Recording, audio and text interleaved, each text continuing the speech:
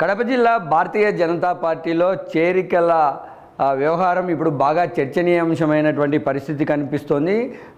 అసెంబ్లీకి సంబంధించినటువంటి పార్లమెంటుకు సంబంధించినటువంటి ఎన్నికలు పూర్తయిన తర్వాత భారతీయ జనతా పార్టీలో కడప జిల్లాలో ముఖ్యంగా కడప జిల్లాకు సంబంధించినటువంటి వ్యక్తులు రాష్ట్ర అధ్యక్షురాలు పురంధేశ్వరి సమక్షంలో చేరుతున్నటువంటి చేరికల పైన ఆ పార్టీలో ఒక రకమైన చర్చ జరుగుతుండగా బయట మాత్రం మరొక రకమైనటువంటి చర్చ జరుగుతోంది. అసలు స్థానిక సంస్థలు కానీ ఎలాంటి ఎన్నికలకు సంబంధించినటువంటి వ్యవహారాలు నడవని సందర్భంలో భారతీయ జనతా పార్టీలో మిగతా కొంతమంది వ్యక్తులు ఎందుకు చేరుతున్నారన్నటువంటి ప్రశ్నకు సమాధానమే నా ఈ వీడియో. ముఖ్యంగా భారతీయ జనతా పార్టీ, టీడీపీ, జనసేన మహాకూటమిగా ఏర్పడి అధికారంలోకి వచ్చేసాయి. భారతీయ జనతా పార్టీ మాత్రం విద్యా సంస్థలు నడుపుతూ అనేక అవినీతి ఆరోపణలు, విద్యా సంస్థల్లో బాగా లోపాలు ఉన్నటువంటి వారిని ఏరుకొని మరీ భారతీయ జనతా పార్టీలో చేర్చుకొని ఆ కమల పుష్పం కింద వాళ్ళను సేద తీర్చే పనిలో భారతీయ జనతా పార్టీ కడప జిల్లా నాయకత్వం పడింది. మొన్నట బీరం సుబ్బారెడ్డి భారతీయ జనతా పార్టీలో చేరారు. ఈయన యూటీఎఫ్ అనే వామపక్ష భావాజాలం కలిగినటువంటి సిపిఎంకు అనుబంధంగా చెప్పుకునేటటువంటి ఉపాధ్యాయ సంఘానికి వివిధ హోదాలలో పనిచేశారు.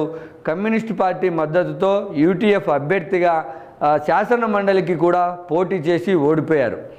నాకు సుదీర్ఘకాలం కమ్యూనిస్టు పార్టీలో సభ్యత్వం ఉందని చెప్పుకునేటువంటి బీరం సుబ్బారెడ్డి భారతీయ జనతా పార్టీలో చేరారు. ఎందుకు భారతీయ జనతా పార్టీలో చేరారంటే మిగతా పార్టీలలో అంటే జనసేన కావచ్చు, తెలుగుదేశం పార్టీలో కావచ్చు డోర్లు క్లోజ్ చేసినటువంటి వేళ గత్యంతరం లేని పరిస్థితుల్లో ఆవాసంగా ఆ పార్టీలో చేరారన్నటువంటిది బీరం సుబ్బారెడ్డి విద్యా సంస్థల పైన జరుగుతున్న చర్చలకు సంబంధించి ఏదైతే లోపాలపైన జరుగుతున్నటువంటి వ్యవహారం ఉందో ఆ వ్యవహారాన్ని దగ్గరగా చూస్తున్నటువంటి వారు చెప్తా ఉన్నారు. మరొకరు పొద్దుటూరుకు సంబంధించి ఎస్విడిసి కళాశాల వ్యవస్థాపకులు హరినారాయణ. ఈ హరినారాయణ వైఎస్ఆర్ కాంగ్రెస్ పార్టీ అధికారంలో ఉండగా ముఖ్యమంత్రిగా వైఎస్ జగన్మోహన్ రెడ్డి ఈ రాష్ట్రాన్ని పరిపాలించే క్రమంలో సొంత జిల్లా అయినటువంటి కడపలో యోగవేమన విశ్వవిద్యాలయంలో పాలక మండలి సభ్యులుగా వ్యవహరించారు. హరినారాయణతో పాటు శ్రీహరి డిగ్రీ కళాశాల కరస్పాండెంట్ సుబ్బారెడ్డి కూడా పాలక మండలి సభ్యులుగా ఉన్నారు. అయితే హరినారాయణ పైన ప్రభుత్వం మారిన తర్వాత, ప్రభుత్వం మారకముందు అనేక ఆరోపణలు ఉన్నాయి. ఆ రోజు అధికారంలో ఉన్నటువంటి వైఎస్ఆర్ కాంగ్రెస్ పార్టీ తమ పార్టీ నాయకుడే కదా, తమ పార్టీకి అనుబంధంగా ఉన్నటువంటి వ్యక్తే కదా అన్నటువంటి నెపంతో తనపైన వచ్చినటువంటి ఆరోపణలను పెద్దగా పట్టించుకున్నట్లు కనిపించలేదన్నది జర్నలిస్టుగా నేను చూసినటువంటి వ్యవహారం. అయితే ప్రభుత్వం మారింది, అధికార మార్పిడి జరిగిపోయింది. ముఖ్యమంత్రి వైఎస్ జగన్మోహన్ రెడ్డి సొంత జిల్లాలో కూడా మహాకూటమికి 7 అసెంబ్లీ స్థానాలు వైఎస్ఆర్ జిల్లాలో ఉంటే 5 అసెంబ్లీ స్థానాలు కూటమి గెలుచుకుంది.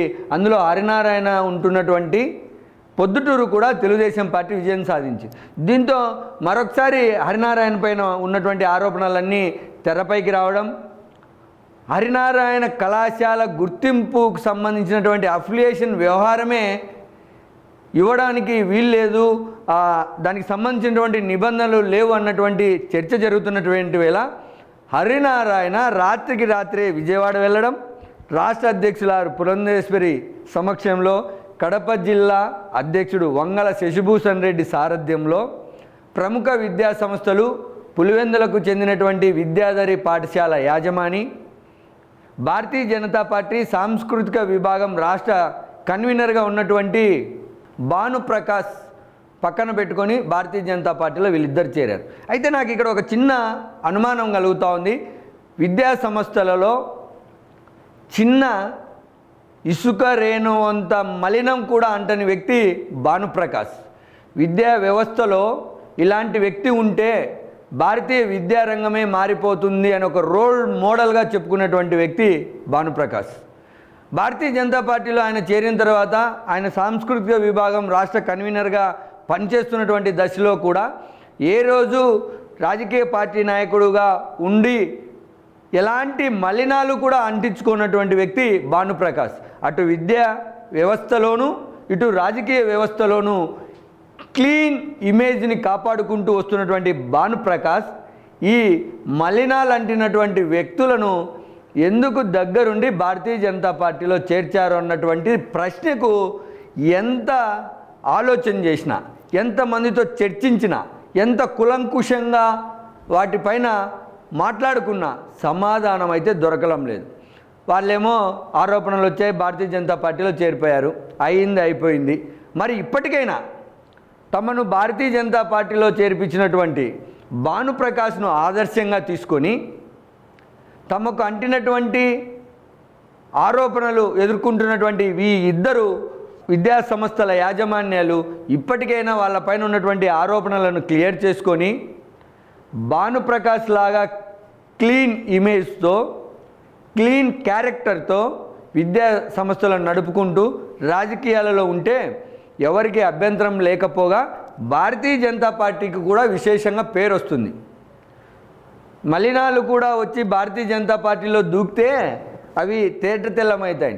కానీ ఇదేదో ఆవాసంగాను, తమపై వచ్చే ఆరోపణలను ఎదుర్కోవడానికి ఒక పునరావాస కేంద్రంగాను, వాళ్ళు చేసినటువంటి తప్పులను తప్పించుకోవడానికి భారతీయ జనతా పార్టీని ఒక సాధనంగా వాడుకుంటే మాత్రం భారతీయ జనతా పార్టీలో ఆ పార్టీ జిల్లా అధ్యక్షుడు వంగల శశిభూషణ్ రెడ్డికి ఈ ఇద్దరిని చేర్పించినటువంటి క్లీన్ ఇమేజ్ ఉన్నటువంటి భానుప్రకాష్కి సొంత పార్టీలోనే వ్యతిరేకత వచ్చేటటువంటి అవకాశం ఉందన్నటువంటిది ఆ పార్టీలో జరుగుతున్నటువంటి చర్చ.